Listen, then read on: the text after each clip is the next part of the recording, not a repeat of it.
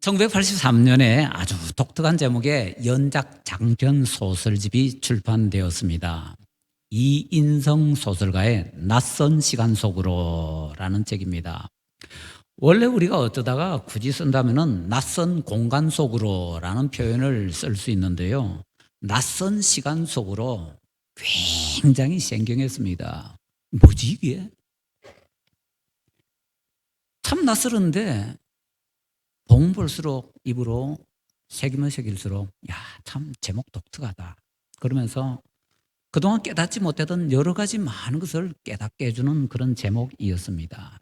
그 다음에 요즘은요, 책을 이렇게 검색을 해보면 낯선 풍경 속으로, 낯선 세상 속으로 등등 패러디를 단 그런 책들이 여러 권이 소개가 되어 있고 일반 다른 데서도 그런 표현들을 곧잘 많이 쓰고 있는 것 같습니다. 뭐 참고로 이인성 씨가 불어불문학과를 졸업했고 그 초판 때에 문학과 또 불어에 정통했던 그 당시 불어불문학과 교수였던 김현 씨라고 굉장히 유명한 분입니다. 그분이 해설을 썼는지 한 30년 좀 지나니까요. 2016년에 이 이인성 씨의 낯선 시간 속으로가 프랑스어로 번역이 되어서 지금 이제 출간이 되어 있습니다. 자, 그 제목을 보면서 이런 생각이 들었습니다. 우리 성도님들이 오늘 우리 본문을 볼 때 낯선 사도 속으로라는 느낌이 들지 않을까라고요. 혹시 빌립에 대해서 아세요? 나다나엘은 혹시 아세요? 아마 빌립은 조금 들었던 기억이 있는데 나다나엘은 거의 기억이 나지 않으실 것입니다. 그래서 오늘 우리가 그냥 부제로 낯선 사도 속으로 라고 생각하면서 말씀 속으로 한번 들어가 보고 싶은데요. 안타깝게도 시간이 오늘 너무 짧습니다. 그래서 짧은 시간 동안 간단하게 한번 살펴보고자 합니다. 첫 번째 사도는 43절부터 46절에 나오는 빌립 사도입니다. 빌립이 어떤 사람인가, 빌립의 특징을 잘 소개해주는 어떤 이런 사건이 있었습니다. 1900년경에 미국 오하이오주의 데이턴이라는 시에서 조간신문에 기사가 하나 실렸습니다. 그 기사의 내용은 이렇습니다. 인간이 언젠가는 하늘을 날 수 있을 것이다. 그런 날이 올 것이다. 그러면서 레오나르도 다빈치의 날틀, 나는 기계지요. 그것을 사파로 실어놓고는 자세하게 그런 기사를 썼습니다. 그랬더니 어떤 목사님이 분개를 하면서 반박 논문을 오랫동안 그 신문에 게재를 하였습니다. 이유는 이렇습니다. 하나님께서 인간을 창조하실 때 날도록 계획하지 않으셨고 그런데도 인간이 감히 날려고 하는 것은 잘못되었다라는 겁니다. 그래서 그 목사님은요, 인간은 절대로 날 수가 없고 그렇기 때문에 절대로 날려고 해서도 안 된다. 그러는 굉장히 긴 기간 동안에 그렇게 막 반박글을 써서 신문에 게재했던 것입니다. 그런데 그 동일한 데이턴시에서 두 소년이 그 기사를 보고는 자극을 받았습니다. 그래서 그들은 공상을 합니다. 우리가 날 수 있을 것 같은데. 그러면서 자기들 나름대로 그 소년들이 연구를 합니다. 지금 데이턴시에 공항이 있는데요. 그 공항의 이름이 라이트 공항입니다. 그럼 그 두 소년이 누군지 아시겠지요? 예, 라이트 형제입니다. 데이턴시에서는 지금도 그 두 소년의 이름이 라이트라는 거 다 알고 있습니다. 그런데 동일한 그 데이턴시에서 인간은 절대로 날 수도 없고 날려고 해서도 안 된다고 반박 논문을 길게 쓰였던 그 목사님의 이름이 뭔지는 모릅니다. 그런데 어떤 목사님이 그 목사님에게 별명을 붙여서 부릅니다. 빌립 목사. 왜냐고요?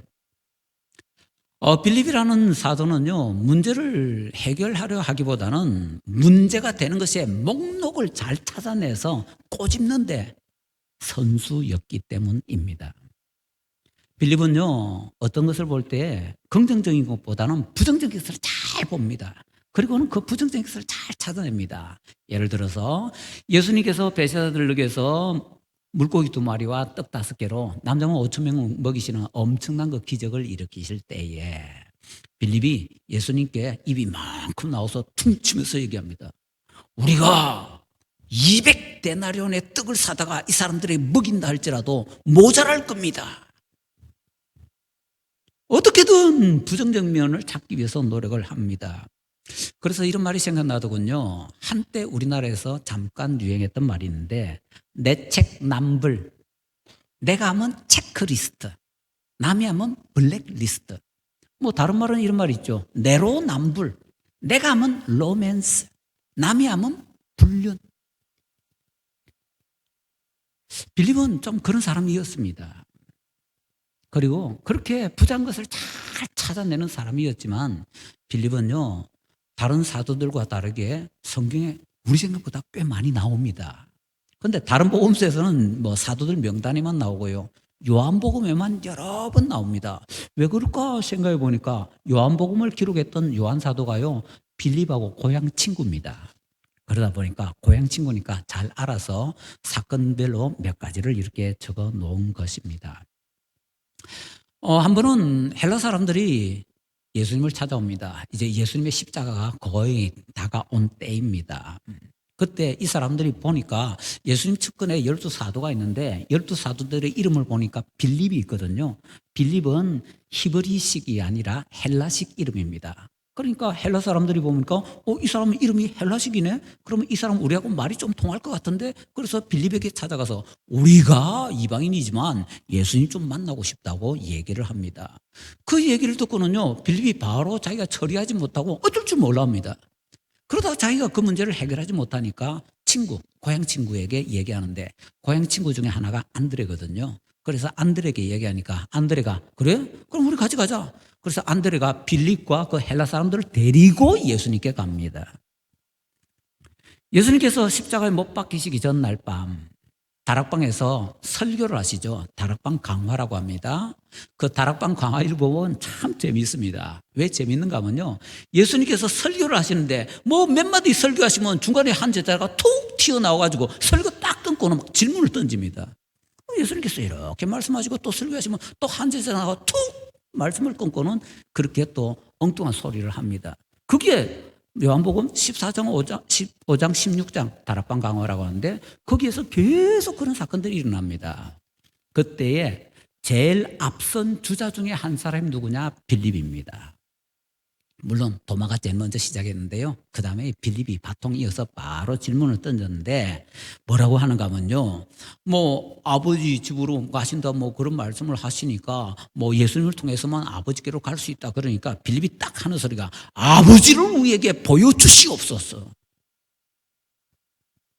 뭐 그 덕분에 우리는 뭐 나를 본 자는 아버지를 보았거늘 뭐 그런 말씀들을 뭐 잘 깨우쳐 알게 됩니다만은, 예수님 설교까지 말씀 허리 잘라먹고 그렇게 얘기를 할 정도로 빌립은 뭔가 좀 부족하고 모자란 사람입니다. 그리고 그렇기 때문에 가끔 궁지에 빠져서는 자기한테 해결할 수 있는 문제가 주어졌는데도 해결 못하고 끙끙거리는 그런 모습을 보여줍니다. 바로 그것 때문인 것 같아요. 우리 본문에 보면요, 빌립은 다른 사람 소개받아서 예수님께로 가는 것이 아니고 예수님께서 직접 빌립에게 나를 따르라 불러가지고는 데려가시는 모습을 볼 수가 있습니다. 빌립이 의외로 굉장히 소극적인 사람이기 때문에 그런 일이 벌어진 것 같은데요, 왜 그런가라는 것은 조금 더 살펴봐야 되는데 오늘은 이제 그거는 놔두고 그냥 지나가십시다. 예수님의 12사도 반열에 이런 독특한 사람이 있습니다. 우리가 볼 때는요, 상당히 부족한 사람이고 문제점도 제법 많이 있는 사람입니다.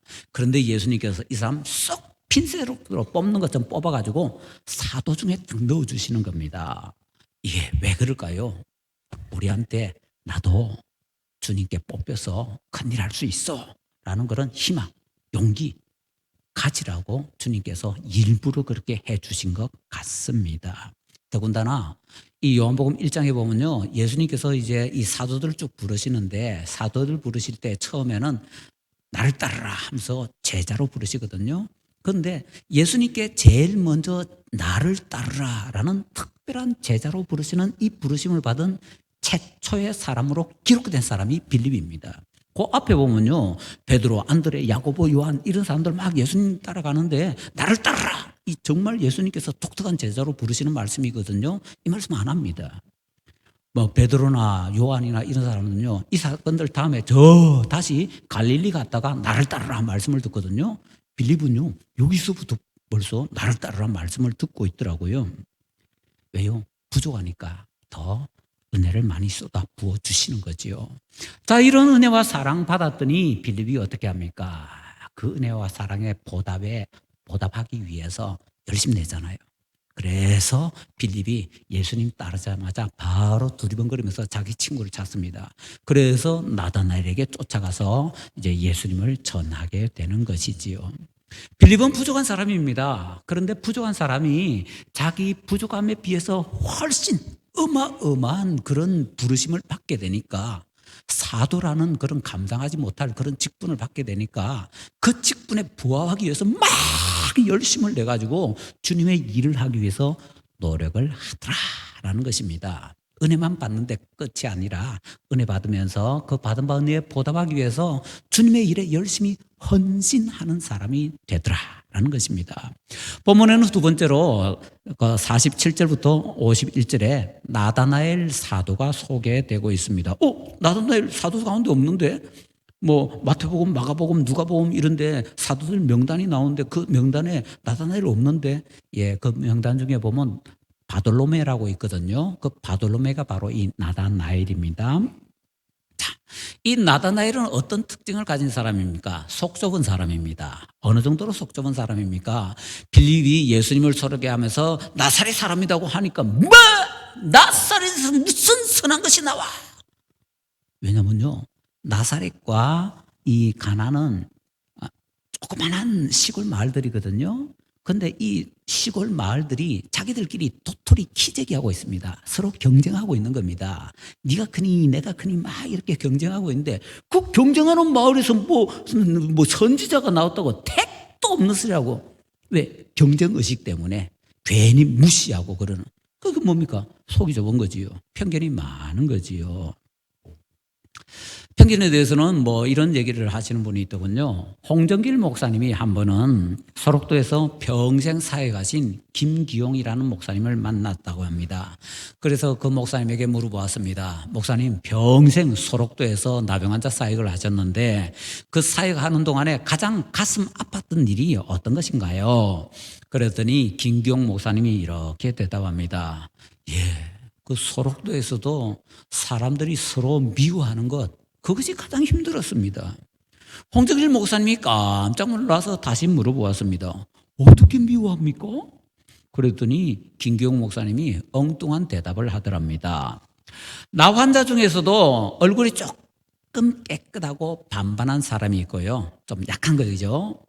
아주 심해가지고 코가 떨어지고 눈이 뭐 떨어져 나가고 뭐 심지어는 손발이 잘려 나간 사람들도 있는데, 조금 약해서 반반하다 싶은 사람들이 심한 사람들을 향해서 손가락질하면서 이렇게 얘기한답니다. 야, 니네들 때문에 우리가 문둥이라고 욕먹잖아.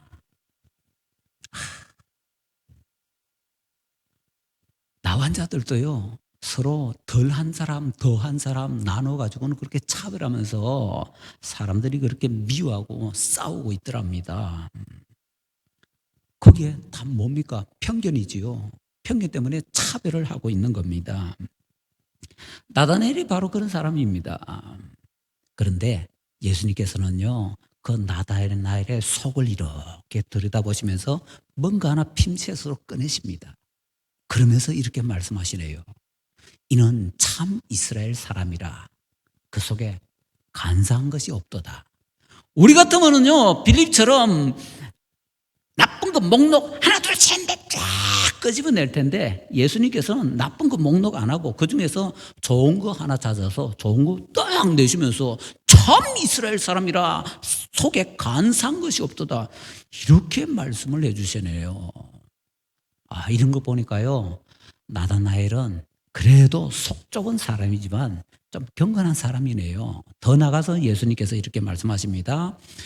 빌립이 너를 보기 전에 무화과 나무 아래에 네가 앉아있는 거 내가 봤다. 이거는 조금 설명이 필요합니다.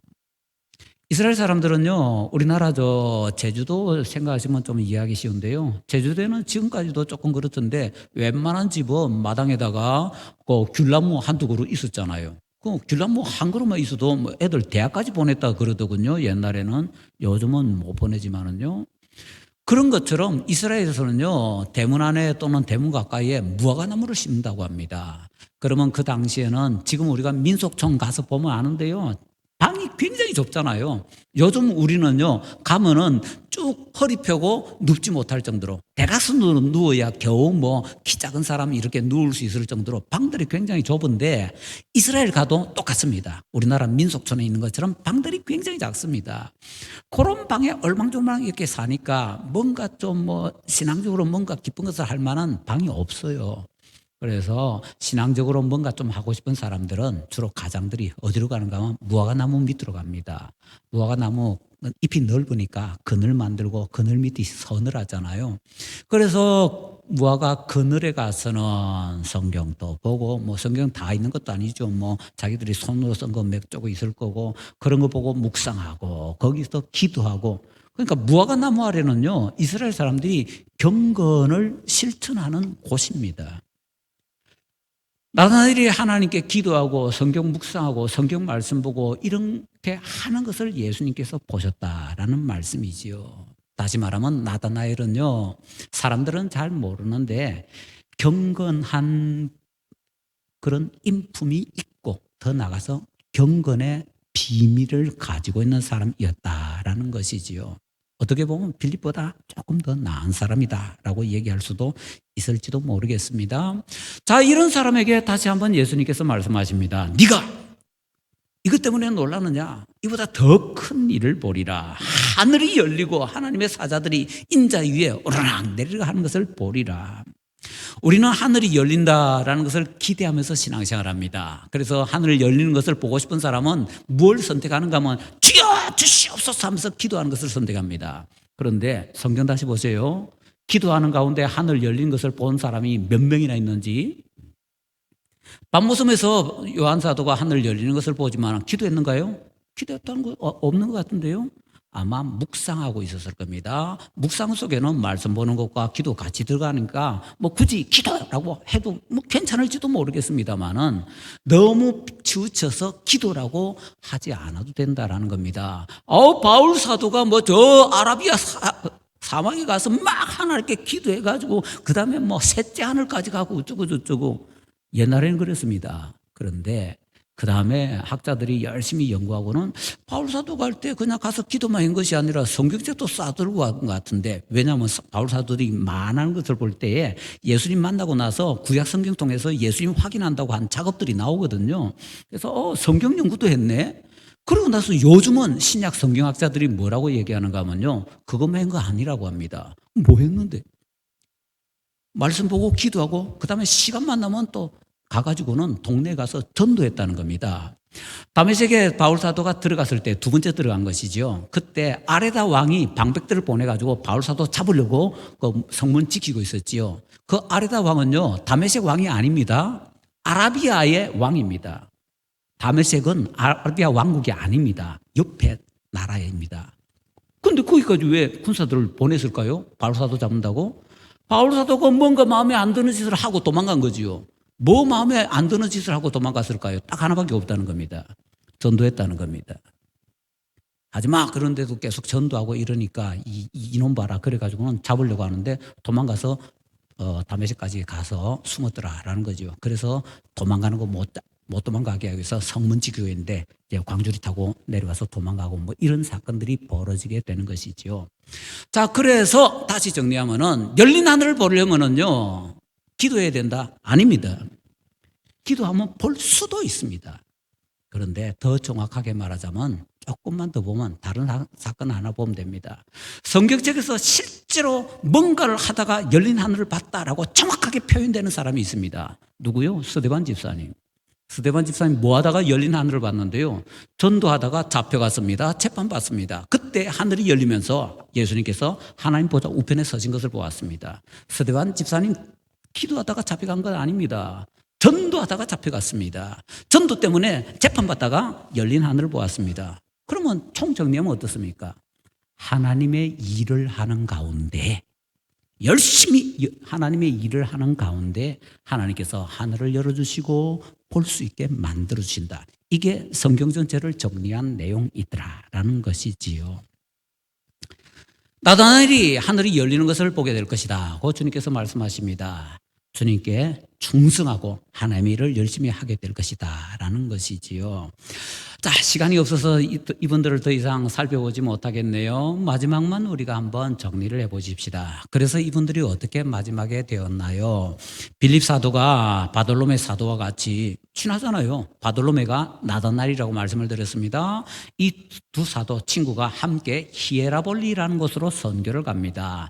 그때 거기서는 큰 뱀을 신으로 숭상하고 있었는데요. 거기서 어려움을 잘 극복하고 말씀을 잘 전했습니다. 그랬더니 그곳에 이제 총독이 화가 나가지고 빌립 사도를 박해를 하는데 빌립 사도가 입고 있는 옷을 벗기고는 발목과 넓적다리를 꿰가지고는 십자가에 거꾸로 못 박아 죽였다라고 합니다.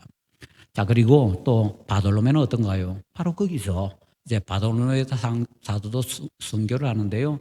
이것은 다른 것을 통해서 한번 얘기를 해볼까요? 이제 우리가 바티칸에 가게 되면은 바티칸 전체가 이제 성당이잖아요. 그 전체 성당 가운데 조그마한 성당들을 뭐라고 하는가 하면 속에 있는 성당들을 이제 소성당이라고 합니다. 식스티나가 있죠. 가장 유명한 것이. 그 이제 바티칸 가면 제일 마지막에 보고 나오는 곳입니다. 그 식스티나에 가게 되면요. 벽들에 그림들이 있고 천장에도 그림인데 천장에 있는 그림 굉장히 유명한 그림이죠. 최후의 심판 그림입니다. 그 최후의 심판 그림을 보면요. 예수님 앞에 뭔가 좀 우중충하게 서 있는 사람이 있습니다. 그 우중충하게 서 있는 그 사람이 바로 나다나엘, 바돌로메입니다. 그런데 그 사람이요. 손에 뭔가 들고 있어요. 최후의 심판 그 그림에서 이상하게 혼자 어정쩡하게 있으면서 뭔가 하나 들고 있는데 그 들고 있는 게 뭔가 보면 사람 얼굴입니다. 왜 그런가 하면요. 나다나엘은 껍질이 벗김을 당해서 순교했다고 합니다. 그래서 나다나엘 사도가 자기의 벗겨진 껍질을 손에 들고 있는 겁니다. 참고로 사람들이 그 얼굴 다시 한번 자세히 봤습니다. 거기는 바돌로메의 얼굴하고 그 다음에 그 손에 들고 있는 껍질의 얼굴하고 비교하는 거 달라요. 왜 다르지? 하고 그 얼굴을 좀 더 살펴보니까 손에 들고 있는 그 껍질의 얼굴에 그 그림을 그린 저자인 미켈란젤로 얼굴이 있더랍니다.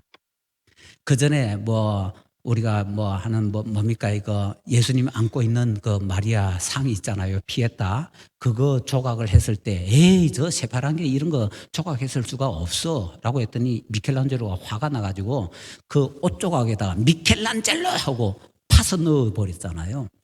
그런 것처럼 사람들이 또 그럴까 봐서 이거 내가 그린 거야 표시내기 위해서 바돌로메 손에 들고 있는 그 얼굴 껍질에다가 자기 얼굴을 그려 넣었다는 겁니다. 이건 참고요. 다시 돌아오십시다. 빌립과 바돌로메는 이렇게 순교를 했다라고 합니다. 마지막으로 하나만 더 우리가 교훈을 받으십시다. 본문에 나오는 빌립과 바돌로메는 어떤 사람입니까? 처음 소개될 때 실패하는 사람으로 소개되고 있습니다.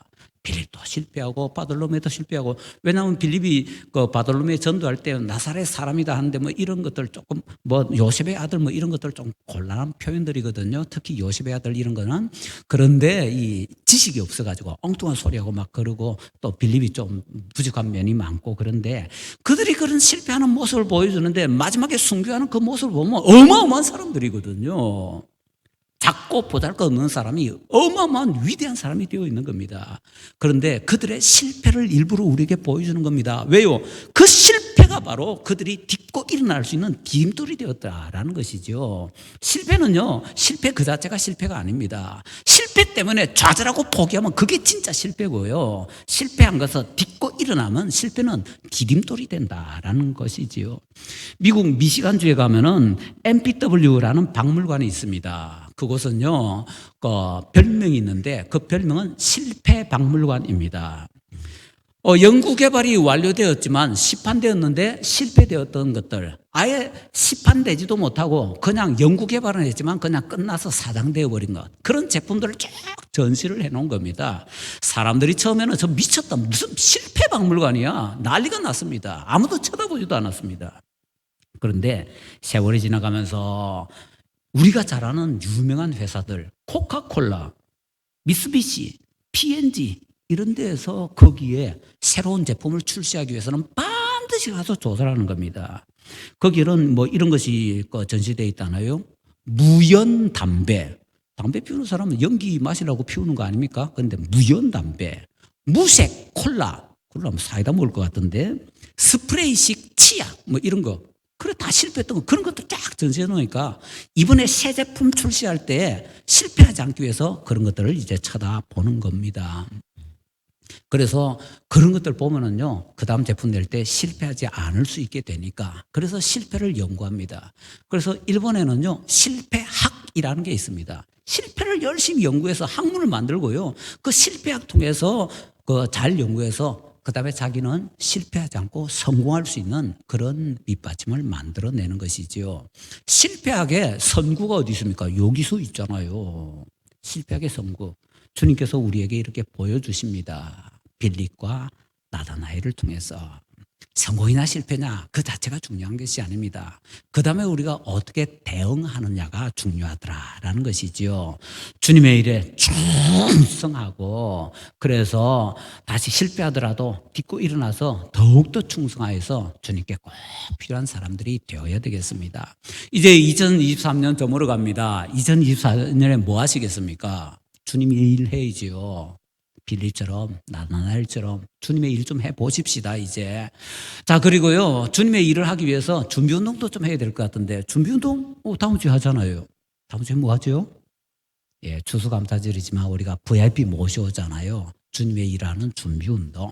그래서 이번에 다음 주에 준비운동도 좀 하고, 그 다음에 내년에 힘차게 주님의 일을 열심히 해서 실패 딛고 일어나서 멋진 신앙생활을 할 수 있는 우리 모든 성도님들 되시기를 예수님 이름으로 축원합니다.